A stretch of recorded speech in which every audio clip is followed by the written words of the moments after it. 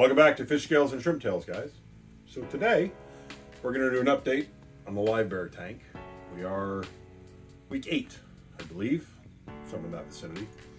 As you can tell from the intro, I've come back from vacation to surprise. We have some baby swords in this tank. Now, I don't think there's a lot.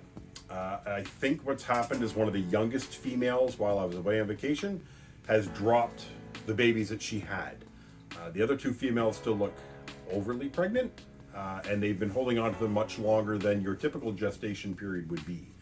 So I think the youngest female in here has dropped the babies that she had. I don't know how many have survived. I never see more than about 4 or 5 at a time, but it is a very heavily planted tank, so there could be quite a few in here, and I wouldn't necessarily notice them. The problem is, I was going to do a maintenance session on this tank today. My intent was to cut down some of this water sprite and some of the temple grass and transfer the cuttings to a new tank that I've got set up. Just trying to get a little bit more heavily planted, and as you know, I usually take cuttings from my other tanks to get the next tank going. I need to be careful. I need to leave these guys some cover. Although the adults don't seem particularly interested in them, and there's lots of hiding spaces around the tank, there's not a lot at the surface, and it seems that that's where these baby swords like to hang out. Now, I don't have a lot of floaters anymore. I got rid of most of the floaters after my lighting issue. I used to have a ton of water lettuce, and I tried to switch over to red root floaters. It's doing really good in this tank, and then they all just kind of sunk and died, which is typically what happens to red root floaters. They get under the water and they start to rot and die. So I'm going to start propagating my water lettuce, but I'm going to have to pull some from other tanks and hope I've got enough to provide them some cover after I remove some of this temple grass and some of this water wisteria.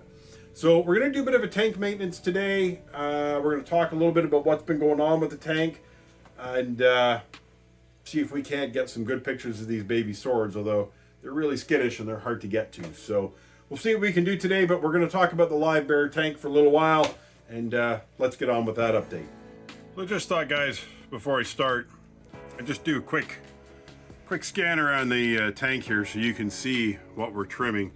You can see all this water sprite here is growing in now. Bear in mind, I have already trimmed this a couple of times and used cuttings and put in another tank. That is not all the growth that would represent the 2 months that this tank has been running. That might be just the last couple of weeks or 3 weeks or so, not even, after the last time I trimmed it down.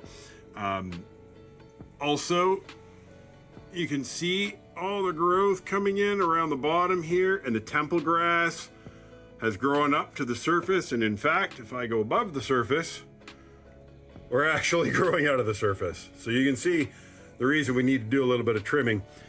And I did manage to get rid of 99.9% of the string algae on that Java moss.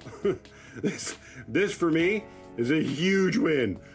Me and Java moss and string algae, we are all just best friends, aren't we? So I just wanted to show you that before I get out my scissors and before I start cutting. The tank is growing in really well. Everything's a nice, vibrant green. Everything looks fantastic. I'm sorry about the glare, guys. I didn't have time to try and get a sheet up today. I'm sort of pressed for time today. I got to get a number of things done. So unfortunately, we got a bit of a glare going on in the background. Everybody looks super happy, healthy in this tank. So I'm going to cut over to doing some maintenance here in just a second, but I just wanted to show you where we're at before I start cutting it down. All right, guys. So the first few bits we're going to do are over here. Now, I do want to leave some cover. I'm just trying to figure where we're going to do our clipping here. Try and make sure we get some light back in the tank. And we'll make sure that we can reuse these. Now, you're going to hear, I guess I should have mentioned in the beginning that there is a change or two that has been made. Man, look at that. It's got roots growing at the bottom and everything. Here we go. I think we're good on that side. So if you're paying any attention, you'll know and maybe even you can hear it, you'll definitely see it. There is an aerator in this tank where there was none before. So what happened over the course of the last couple of months, as the tank started to settle in, and as the fish got comfortable, I noticed just before I went away on vacation that the female swordfish were up at the top of the tank, usually at night as the lights started to dim. Every now and then they'd go up to the top of the tank and gulp a little bit for air, and then they'd head back down. Now that didn't bother me too much because my assumption at the time, and I'm going to move you over to the other side here while we trim some of this temple grass up. My assumption at the time was simply that the female swords, being pregnant, of course they require more air as they're pregnant, and especially if they're in the process of giving birth. And I thought at the time maybe it was just the females getting ready to give birth because they had the young. What troubled me is when I saw the male swordfish go up a couple of times at night, take a couple of gulps of air, and head back down.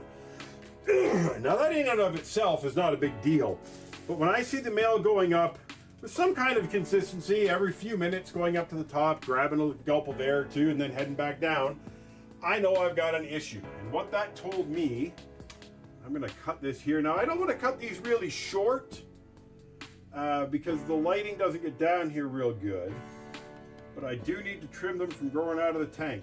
So what that told me, guys, is that I had an air issue and I had an oxygen issue. Now what was happening is during the day, the plants produce oxygen, and that's aerating the water, and that's great. But at night, as the lights go down, plants start to consume that oxygen. And it would seem that there just wasn't enough in the tank for the plants and the fish both to be happy. Now, the reality is, to be perfectly honest, it probably was fine. I probably could have left it. It wasn't like they were at the top gasping for air all the time. It was just on occasion, I'd see them up at the top, grabbing a gulp or two of air, heading back down. Like I said, that in and of itself isn't a big deal. However, the reason I added the air stone is two reasons, actually. Number one, the intent of this tank was to set it up to have, and I won't say I wanted it to be a breeding tank. That makes it sound like I'm trying to make a big bunch of money off of this. And if I was trying to breed fish, this is not how I would actually do it. I mean, if you're breeding fish for profit, imagine trying to catch them in this, for crying out loud. This is not the way to do it. This is, I enjoy having fish, and if I can breed a couple here and there, great. I'll sell them and get a couple extra bucks or give them to friends and family. So the reason I put that air stone in was twofold. One, because I saw them going up to the surface, and that told me that at night I had a bit of an oxygen issue. Number two, it was kind of a warning sign for me, because what that tells me is when I get some babies going on in here, oh, sorry about that, guys. When I get some babies going on in here, I'm going to have a bigger problem. More fish requires more air, and that becomes an issue, especially if you're already having problems before babies are introduced. So I put the air stone in. The second reason for that was the fact that I rely a lot on my filter, on the canister filter, to aerate the water, in that it pushes water. And maybe what I'll do, I'm gonna take you off of here. We're gonna go over, and if we look up at the tank, that water movement coming out of the filter is what aerates this tank. That's what's always aerated this tank. You can see it from the top as well, right? That water movement, that's what aerates the tank. Well, this filter that I have running, it had gotten somewhat clogged up over time, and the water movement was really pretty slow. Oh, good grief, what's going on? Sorry, guys. The water movement got to be pretty slow, and my concern was, as I get busier with real life, I'm also trying to get a business set up, guys. So that's That's what I'm talking about when I say real life. Trying to start your own business is a heck of a lot of work. My concern was that if I lost focus on what I was doing for any period of time, that if that filter slowed down and wasn't fully aerating the tank, I might come back to some dead fish. So, especially if I went on vacation and that just about stopped. So that's why I put in that air stone. And you'll see I only have it coming on intermittently. It comes on for about 5 or 10 seconds and goes off for 5 or 10 seconds. It's actually a really nice air pump, guys. I picked it up off of Amazon. It has its own battery backup built in. 20 bucks or something like that. Sorry, guys, I've got a cold, so I know this recording is going to be a little bit off. So that was the reasoning behind that. As it turns out, the instant I put that air stone in, fish stopped going to the top for air at night, and that absolutely solved all the problems. And I do think, to be perfectly fair, it has also helped the plant growth. I want to zoom in up here, guys. Maybe this isn't something I should be super proud of, but I just cannot get over the fact that I managed to clear that out. I was hoping to see some of the baby swords in there, and obviously my cutting the plants out has now made them disappear. So they've gone into hiding somewhere else at this point.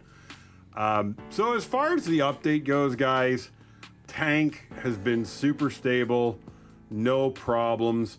To be perfectly honest, I've pretty much, I don't think I've checked the tank for pH, ammonia, nitrates for, I don't know, probably since the last time I did an update video, probably a good solid month at least.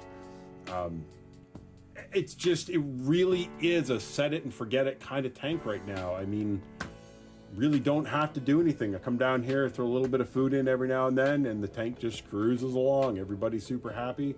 A couple of things that have happened in the last month or so. The Corys, I bought a new Cory. You would have seen that in a previous video. Obviously, prior to my putting him in here, and they're down here at the bottom now, actually, and you can see, if I zoom in on them, you can see this is breeding behavior, guys. So, yeah, that is definitely breeding behavior. So in the last month or so, or in the last, actually just before I went away on vacation, so maybe a couple of weeks back, I found eggs on that crypt right in front of them. Now, that was a surprise to me. These Corys have never bred before. And what that tells me is that the two Corys I had in there prior to my adding the other one were either both males or both females. It wasn't until I added this new Cory in that I started seeing any kind of breeding behavior, which is a plus. I'm not really counting on getting any baby Corys. That wasn't the point, but if a couple of them happen to appear, that's great. You can see they're still at it over here. So this has become a pretty consistent display from these two, all the time, guys. Constantly see these two with breeding behavior. So that's great. That tells me the tank is healthy. I don't really have anything to worry about in here. The only thing that has sort of become a pain in my side, or a learning experience for me rather, is I really have to watch my lighting levels. I really had an issue with my Sunkist tank, and I'll get to an update on that in a little while. But I let the light levels drop far too low, and I let far too much water lettuce cover the surface, and it created a bit of a problem in that tank. It really stunted the growth of the plants, and I think maybe I've lost a few of them, even crypts. So I might have to come back and redress that tank a little bit with some new plants. But I'm trying not to make the same mistakes up here. Everything's been going great, guys. Look at, I don't know if you guys remember, if I zoom in here.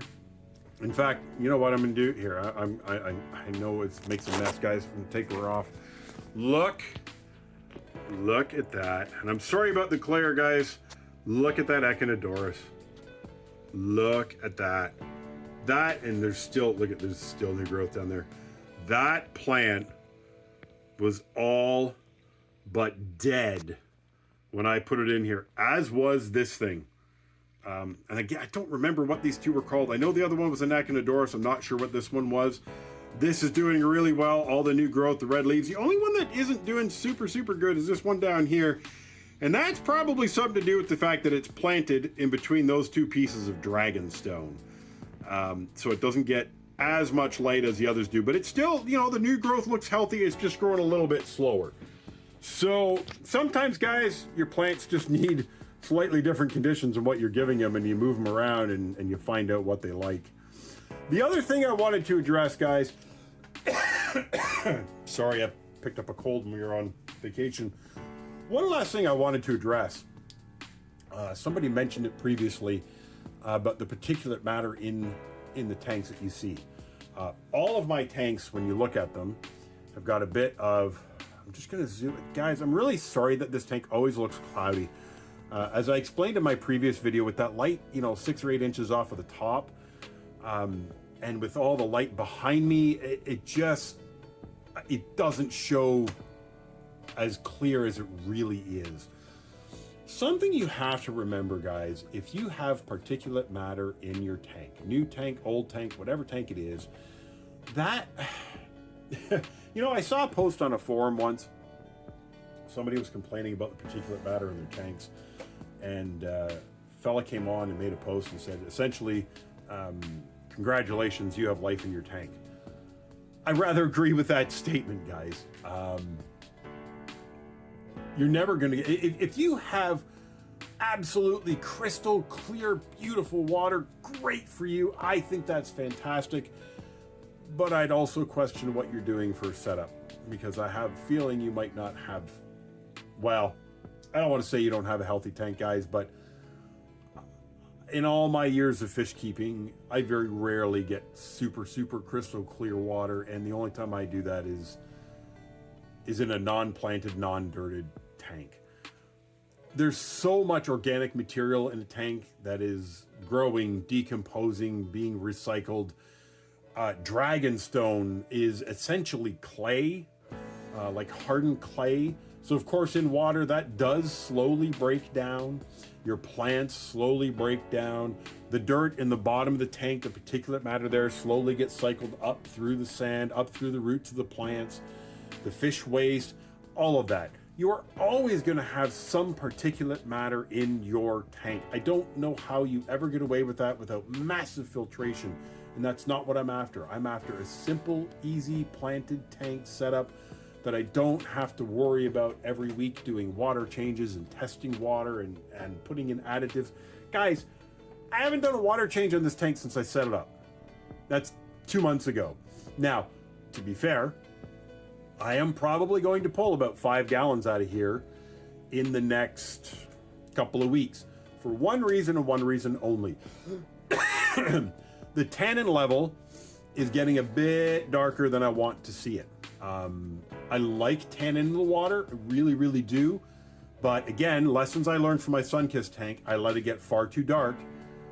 And part of that was also the tannins in the water and the light not penetrating through to nourish the plants. So I want to keep an eye on the tannins. So if I do a water change on this tank, it's only going to be about a 20% water change. And that's only to get rid of some of the tannins. Now, I could put charcoal on here and I could filter out the tannins that way. Yep, I could. I have issues with charcoal. I used charcoal for years previously when I was fish keeping, and I feel like consistent use of charcoal potentially causes more problems than it solves. That's just a personal opinion, guys. You don't have to agree. You don't have to follow that line of thinking. That's just how I feel about it.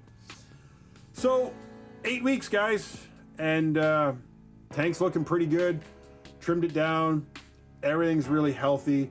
We have babies being born. I'll zoom in if I can. Of course, she's disappearing to the back side of the tank. They're still breeding behavior, guys. There she is. There's Mama in the back. I guess it's hard to tell, guys, but she is huge. She's just, look at that. She's ready to go any day now. So that's why I wanted to get this maintenance done before that became an issue. Tank's really healthy, guys. Algae or string algae is gone. I'm gonna go around to my other tanks now and grab some floaters to put in here for those babies to find some cover. Look at these two lovebirds still. All right, guys. I think that's as good a note as any to end on. 8 weeks in, tank looks great. It's probably one of the most simple, successful, easy tanks I've set up in a long, long time. Take care, guys. I'll talk to you in the next one.